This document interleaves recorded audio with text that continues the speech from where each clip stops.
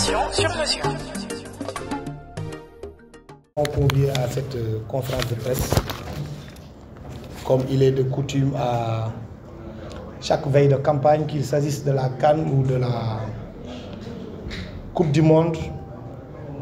L'ANPS, depuis maintenant plus d'une vingtaine d'années, fait une mission de prospection dont le but est essayer de mettre les journalistes, les envoyés spéciaux dans d'excellentes conditions de performance. C'est le cas aussi pour cette CAN qui pointe à l'horizon. Je suis avec le secrétaire général, bien sûr, Mor Bassigna, et le président de la commission d'organisation, Mbaye Sen, dit l'international. Hein? Oui. D'accord. Okay. Donc, nous avons effectué une première mission lors du tirage au sort.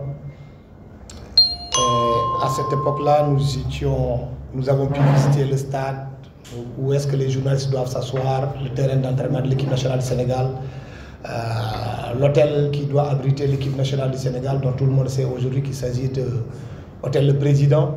On va partager ça avec le Cameroun. Et une deuxième fois, nous sommes retournés parce qu'il fallait effectivement chercher, ce qui nous importait le plus, c'est où doivent loger les journalistes, faire aussi la route Yamoussoukro-Abidjan pour voir est-ce qu'on peut s'établir à Abidjan, est-ce qu'il faut rester à Yamoussoukro.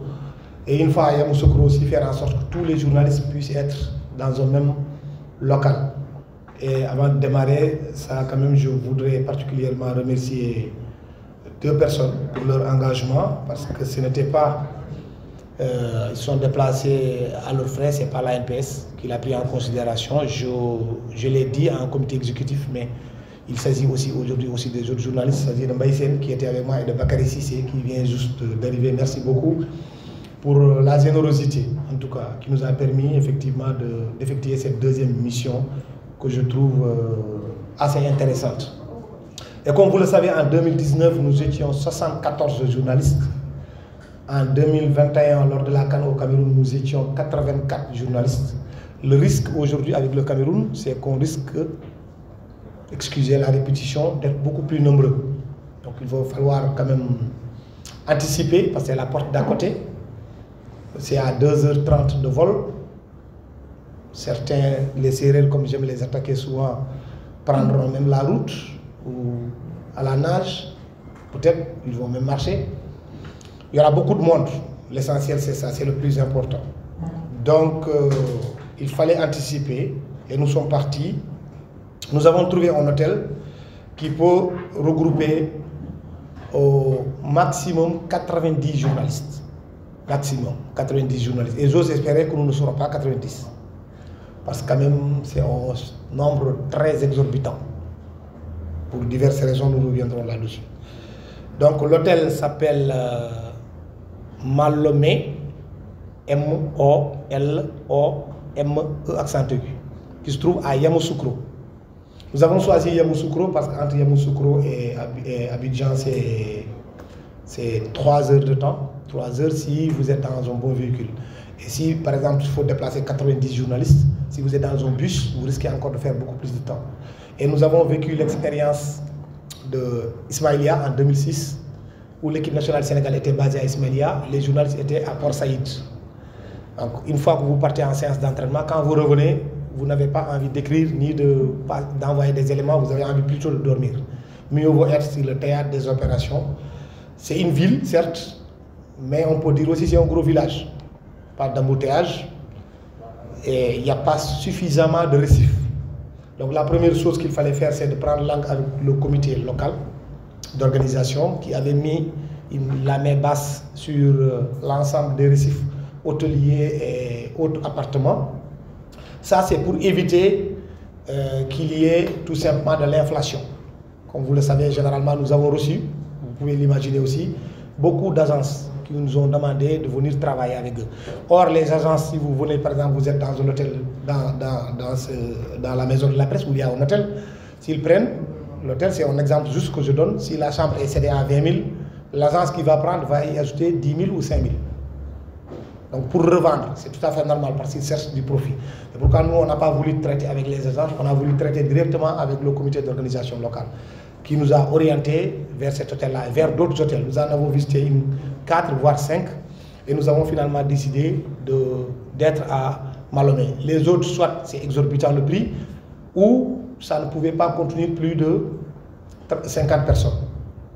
Donc nous avons choisi Malomé qui se trouve non loin du centre-ville, non loin de la tanière de l'équipe nationale du Sénégal, qui se trouve pas non plus non loin du stade. Comme je l'ai dit tout à l'heure, c'est un gros village, donc on peut se déplacer le plus facilement possible. Nous avons trouvé là-bas plusieurs chambres. Je veux aussi quand même que ça soit clair dans la tête de tout un chacun. Nous avons 6 chambres standards à 45 000 francs l'unité. Nous avons des chambres supérieures qui sont au nombre de 32 à 65 000 francs l'unité. Des chambres de famille, nous en avons que 2 à 75 000 francs l'unité. Les mini-suites, nous en avons 4 à 100 000 francs l'unité. Et nous avons 2 suites à 130 000 l'unité. Donc, nous avons fait en sorte de prendre tout l'hôtel pour qu'il n'y aura que des journalistes sénégalais dedans. Il n'y aura pas. C'est pourquoi nous avons essayé de prendre tout. Et les chambres standards, et les suites, et les suites, et les mini-suites, et les 2 suites majeures. Donc, et l'autre aspect qu'il fallait aussi relever, c'est que nous ne pouvons pas contracter pour toute la durée. Vous savez très bien que le Sénégal peut être éliminé au premier tour. Si on est au premier tour éliminé, c'est le cas par exemple la jurisprudence ou la mauvaise expérience de l'Algérie qui était là, qui était champion d'Afrique en titre, qui vient au Cameroun, qui rentre au premier tour. Ce qui est une probabilité, même si nous ne le souhaitons pas. Dès qu'on est éliminé au premier tour, le contrat est rompu. On est obligé de rentrer. C'est-à-dire qu'on joue notre dernier match le 23 janvier. Si on est éliminé le 24, il faut que tout le monde quitte l'hôtel, qu'on rentre. Si nous ne sommes pas éliminés, nous sommes premiers de la poule, il y a une tacite reconduction du contrat qui nous lie avec l'hôtel. Donc si nous sommes premiers, nous sommes sûrs de rester là-bas jusqu'en quart de finale. Jusqu'en quart. Et à partir des quarts, Yamoussoukro n'accueille pas les demi-finales. C'est Bouaké et Abidjan. En revanche, si nous terminons deuxième, ou si nous faisons partie des 3 meilleurs troisièmes, ce que je ne souhaite pas non plus, il y aura beaucoup de valses. Parce que vous pourrez être envoyé à San Pedro, vous partez à Bouaké, vous partez à ainsi de suite, ça devient beaucoup plus compliqué. Donc, osons espérer que le Sénégal va rester premier de sa poule, comme ce fut le cas à Bafoussam, où nous sommes restés là-bas jusqu'en 8e, et après, à partir des quarts, nous sommes partis à Yaoundé, jusqu'au soir du 6 février, nous avons touché le Graal. Cette fois aussi, c'est ce que nous souhaitons pour notre équipe nationale. Mieux encore, pour sécuriser l'hôtel, parce qu'il y a beaucoup, dès l'instant où nous sommes partis, il y avait les Gambiens aussi qui étaient venus. Ce n'est pas les journalistes gambiens, mais plutôt les officiels gambiens qui voulaient prendre donc, cet hôtel-là. Nous étions obligés donc de sécuriser. Nous avons payé pour le premier tour, pour les 14 jours, nous avons payé 27 millions, c'est-à-dire 60%. Il reste 40% dès l'instant qu'on sera là-bas, donc on va compléter les 40% qui restent. Et comme ce fut le cas aussi avec la Coupe du Monde, nous avons quand même essayé de mettre en place quelques critères pour accueillir les journalistes sénégalais. Le premier critère d'abord, il faut que le journaliste ait une accréditation. Parce que là, au moment où nous sommes, tout le monde peut-être a soumis. On n'est pas au stade où la CAF a donné les accréditations, mais nous avons soumis. Tout le monde a soumis son accréditation. Après, la CAF va donner. Ce n'est pas l'ANPS, encore une fois, qui donne les accréditations, c'est la Confédération africaine de football qui accrédite directement. Chacun recevra son mail. Si vous êtes rejeté, vous allez recevoir. Si vous êtes accrédité, vous allez recevoir votre mail directement. Ça, c'est un premier aspect. Le deuxième aspect, c'est l'engagement écrit de l'organe de presse. C'est-à-dire que si Sud FM veut que son journaliste parte, il faut que Baye Mouadgueye écrive en bonne et due forme, adressé à l'ANPS pour dire j'ai désigné tel journaliste pour venir couvrir la CAN. Deuxième critère. Troisième critère, chaque journaliste qui veut résider dans l'hôtel doit verser au plus tard, le 5 janvier 2024, 750 000 francs CFA. Je ne sais pas si je me fais comprendre. Chaque journaliste qui veut rester dans l'hôtel, qui fait partie de la délégation de l'ANPS, doit verser au plus tard, le 5 janvier prochain, de l'année prochaine, 750 000 francs. Mais nous avons quand même calculé jusqu'à la fin de la compétition. Jusqu'à la fin de la compétition en termes d'hébergement. En termes d'hébergement, si on veut vraiment être dans de bonnes conditions, il te faut au moins 1 600 000 francs par journaliste en termes d'hébergement seulement. Hébergement. Je ne parle pas de restauration, je ne parle pas de transport, je ne parle pas de agnerer ou l'indéki. Je parle d'hébergement seulement. Parce que la Côte d'Ivoire, tout le monde connaît. On n'a pas besoin de rentrer dans des simulations pour dire il te faut 1000 francs, il te faut 5000, il te faut 10 000. Chacun mangera ce qu'il veut manger. Et ça, quand même, nous tenions à ce que les gens soient informés sur ces critères-là. Donc, l'engagement, donc j'ai dit l'accréditation, la caution, l'engagement de l'organe de presse et le montant total que le journaliste doit verser. Maintenant, pour les répartitions des chambres, il y aura effectivement une délégation de l'ANPS qui va anticiper. Et dès l'instant que tu arrives, par rapport au versement, on te donnera directement ta clé pour que tu puisses résider dans ta chambre. L'autre aspect aussi que l'ANPS a essayé de faire, c'est que nous sommes une association nationale.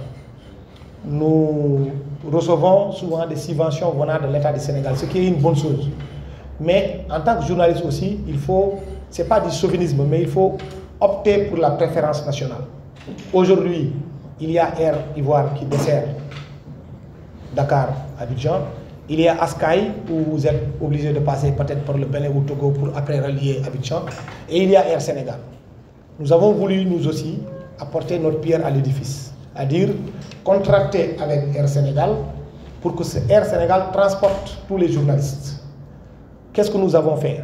Nous sommes partis discuter avec la direction commerciale de Air Sénégal pour enlever sur les billets tout ce qui est taxe.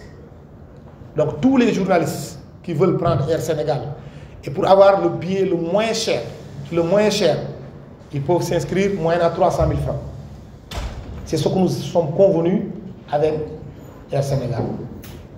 Donc, tout journaliste qui veut prendre un billet d'avion, il peut donner directement son argent à l'ANPS, il veut, bien sûr, c'est comme ça. Et après, nous allons directement transmettre au niveau de Air Sénégal, plus sa vraie identité pour qu'on puisse l'établir au billet. Le billet, c'est à partir... Parce que là aussi, Air Sénégal, ce que Air Sénégal demande, c'est le départ puisse être un départ groupé. Par exemple, si nous partons le 11, nous pouvons tous rentrer le 12. C'est-à-dire que la finale se joue le 11 février, le lendemain, le 12 février, on rentre. Les matchs d'ouverture, c'est le 13 janvier, donc on part 2 jours avant le match d'ouverture. Sauf si l'équipe, il y en a aussi certains, par exemple les télévisions, les radios, les sites internet, qui voudront, dès l'instant que l'équipe nationale du Sénégal, à l'UCC pour décider de partir à partir du 5.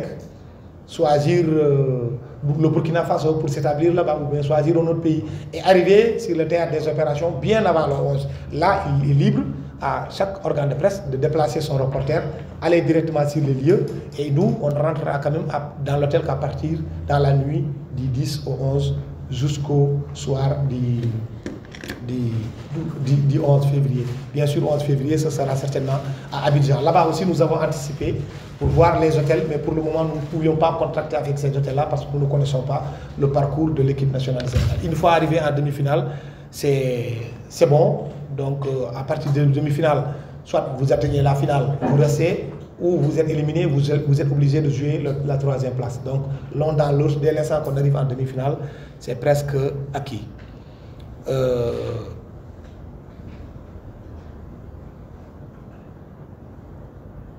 Donc voilà, je me précise qu'effectivement, chaque fois qu'une personne va verser son argent, on lui remettra bien sûr un quitus pour montrer qu'effectivement que la personne s'est inscrite. L'autre point aussi que j'aimerais souligner, compte tenu de l'expérience que nous avons vécue, j'ai parlé tout à l'heure du montant de 750 000, mais 750 000 en liquide, parce que nous n'allons pas recevoir de chèque. Pour une bonne et simple raison, tout le monde le sait, dans un passé plus ou moins récent, il est arrivé qu'on reçoive des chèques sans provision. Parce que quand ils me donnent un chèque, je ne peux pas tout de suite savoir le chèque, il y a de l'argent dans ton compte ou pas.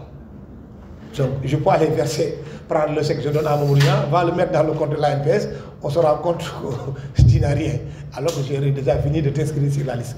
Donc, de préférence, vraiment, on voudrait que les gens versent directement de l'argent liquide, d'autant plus que